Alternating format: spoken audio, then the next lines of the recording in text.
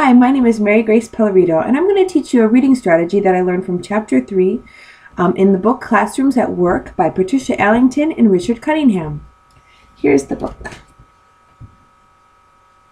Okay. The strategy that I feel is very effective, and I have a 5-year-old and I used it on her, is the blending and segmenting game. So what it instructs us to do is to get some cards. You can just get flashcards, you can use an alphabet book, or you can even just get some pictures from the internet and download them. I got a few pictures. You'll see I have frog, truck, and cat. Now, the best way I feel to do this, and the best way the book says, is to first show a picture of the cat. And then you say k, and they say k. So what you have to do is you can model it for them at first, and you say, okay, see this picture? You have to say the first sound, and they have to say k. And then you call on somebody else to say the next sound, and they have to go ah. And then you call on a third person to say the last sound, and they say t. And finally, you call on a fourth person to say the entire word, cat.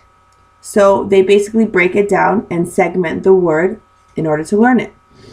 Okay, let's do another example for you. Okay, what's the first sound? T. And the second sound? R. The third sound? To r. To r.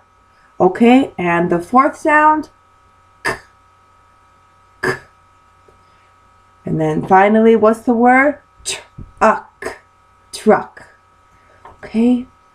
Now, the book says a way to do this, to play I Spy, is to maybe, I think you can put these pictures up in your classroom. You can even put them up in your household, in your child's room, and you can say, I spy something that starts with T. And then if they haven't guessed it, you can say, okay, and I spy something that starts with T, and the second sound is R. So I spy something that starts with tra. And so they have to find what you're looking for.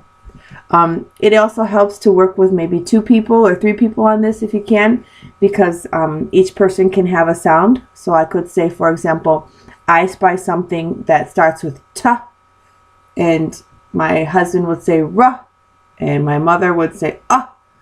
And so my daughter would have to look around the room and find something that started with ta, ra, ah, ta, ra, ah, tra, tra. So she would have to look around the room and find something that started with tra.